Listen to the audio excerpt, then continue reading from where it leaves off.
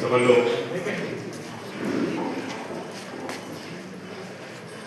నాట్య ఈ పుస్తకాన్ని ఆవిష్కరణ చేసినందుకు గౌరవ బాధ్యులకు అందరికీ ధన్యవాదాలు తెలియజేస్తున్నాను. గొప్ప అవకాశంగా వహిస్తాం. అలాగే స్త్రీ గుప్తాగా జరిగి ప్రారంభించి అక్కడి నుంచి చాలా ముందుకు వెళ్తుంది. చాలా విషయాల పట్ల జనరల్ సాహిత్య సమావేశాలకు సంబంధించిన సాహిత్య సంస్థల నుంచి అన్ని కోణాలతో ఆలోచించి చాలా ప్రయత్నాలు చేస్తుంది. అందులో ఇది కూడా ఒకటి. అంబేద్కర్ మీద చేసినట్టు 45 వారాలు ఆన్లైన్ ప్రసంగాలు, 45 చేత ఉపన్యాసం కల్పించారు. అంబేద్కర్ని ఎన్ని కోణాల్లో చెప్పాలో సమాజానికి అన్ని కోణాల్లో వివరించి ప్రయత్నం చేశారు. మామూలుగా జనరల్గా అంబేద్కర్ని 1-3 విషయాలు మాత్రమే చూసి ఆలోచించే వాళ్ళకి నిజంగా ప్రసంగాలు 6 ప్రసంగాలు తిరిగితే ఎంత గొప్ప ఒక జర్నీ, ఒక డిస్కోర్స్ లాంటివి జరిగింది. ఆ డిస్కోర్స్ తెలుగు సాహిత్యంలో, తెలుగు సమాజంలో అవసరమైంది. చాలామంది అంబేద్కర్ తెలుసు అనుకుంటూ ఉంటారు, కానీ ఎంతవరకు తెలుసు, ఏ విషయంలో ఎంతవరకు అభిప్రాయాలు ఉన్నాయి, ఒక క్లారిటీ వచ్చింది. అందులో భాగంగా కొన్ని వ్యాసాలు విస్తృతంగా వేశారు. ఈ వ్యాసాలు విస్తృతంగా తెచ్చినందుకు మరొకసారి తెలియజేస్తున్నాం. అంబేద్కర్ని సమాజంలో పైపైన నడుస్తున్నట్టు చేసే ప్రయత్నం కాకుండా నిజంగా మా హృదయపూర్వకంగా అతన్ని స్మరించి అతన్ని అనుగమనం చేసుకొని అతని పట్ల ఒక చిరునవ్వు ఇచ్చి ఆ చిరునవ్వుని ఇంకో వ్యక్తి పెద్దవాళ్ళ మీద పంపించే ఒక విషయంగా దీన్ని భావిస్తాం.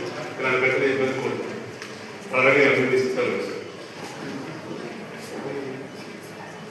ఈ కళాశాలలో మాకు ఈ కార్యక్రమాన్ని నిర్వహించుకోవడానికి అవకాశం కల్పించినటువంటి ఆత్మీయులు కె వెంకటరెడ్డి గారు, ప్రిన్సిపల్ ఆఫ్ దిస్ కాలేజ్,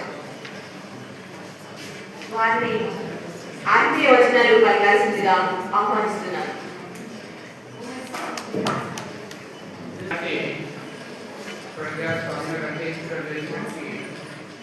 ఆధ్వర్యంలో జరుగుతున్నటువంటి 8వ మహాసభలో చేసినటువంటి ప్రముఖులందరికీ, అతిథులకు, వేదిక మీద ఉన్నటువంటి అందరికీ మా కళాశాల తరఫున, లష్కర్ యూనివర్సిటీ తరఫున స్వాగతం, సుస్వాగతం. సరే, ఇందాక నేను సార్ వారు మాట్లాడినప్పుడు విన్నాను.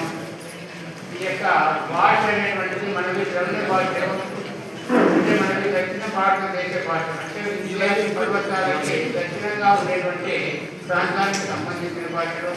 అందులో కొన్ని భాషలు మాట్లాడుతూ ఉన్నారు, లిపి కూడా ఉంది. కొన్ని భాషలకు లిపి అనేటువంటిది లేదు. మరి లిపి లేనటువంటి ఈ భాషలు రోజు రోజుకు అంతరిస్తూ ఉన్నాయి. మరి భాష అనేది ఒకటి సాహిత్య స్వభావమే కాదు, అది యొక్క ఇందాక చెప్పుకున్నట్టు అది మన యొక్క సంస్కృతి, మన యొక్క జీవన విధానం, మన సమానత్వము, మన సమాజానికి మార్పు దోహదం చేసేటువంటిది భాష అనేటువంటిది. ఇంకోటి మన యొక్క భాషలకి, ద్రావిడ భాషలకి కొన్నాళ్ళు సంస్కృత భాష ప్రభావం అనేది, తర్వాత ఆంగ్ల భాష ప్రభావం పెరిగిపోతూ ఉంది. దాని గురించి ఈ మధ్య జాతీయవాదం, జాతీయ భాష అంటూ హిందీ భాషను మన మీద ఉద్రామనే జరుగుతూ ఉంది. ఈ విధంగా మన ద్రావిడ భాషల మీద ఏదో ఒక భాష ప్రభావం ఉంది. వారి యొక్క సంస్కృతి దాకా మేడం చెప్పుకున్నట్టు ఆ యొక్క ఉత్తరాది వారి యొక్క స్వభావము, వారి యొక్క ప్రభావం అనేది ఈ భాషల మీద చాలా ఎక్కువగా ఉండడం వల్ల మన యొక్క సంస్కృతి అనేటువంటిది, మన ఆచారాలు, వ్యవహారాలు, మన జీవన విధానం అనేది బాగా మార్పు చెందుతూ ఉంది. కాబట్టి మనం ఇప్పటికైనా కొద్దిగా మేల్కొని మన యొక్క ద్రావిడ భాషలను పరిరక్షించుకోవాల్సిన బాధ్యత ఉంది. దాదాపు నాకు తెలిసి భాష యొక్క అభివృద్ధికి, సమాజం యొక్క అభివృద్ధికి అవినాభావ సంబంధం ఉంది.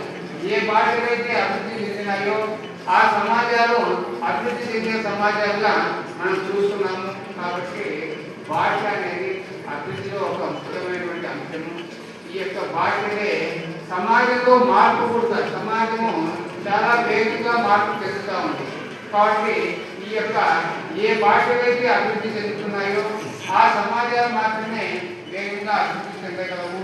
ఈ యొక్క జీవన స్రవంతిలో కలిసి అభివృద్ధి చెందగలరు. కాబట్టి ఇటువంటి భాష అభివృద్ధి ద్వారా ముఖ్యంగా మహిళల్లో చైతన్యం తీసుకురావడం ద్వారా, భాషలో చైతన్యం తీసుకురావడం వల్ల సమాజంలో చైతన్యాన్ని తీసుకువచ్చి దేశ అభివృద్ధికి కృషి చేస్తారని, ఇంతటి మంచి అవకాశాన్ని మా కళాశాల కలిగించినందుకు మరొకసారి నిర్వాహకులకి, ఇందులో పాల్గొన్నటువంటి వాళ్ళందరికీ కూడా అభినందన తెలియజేస్తూ ఈ అవకాశం ఇచ్చినటువంటి ఈ ప్రజాస్వామ్య రచయిత వారికి మరొకసారి ధన్యవాదాలు.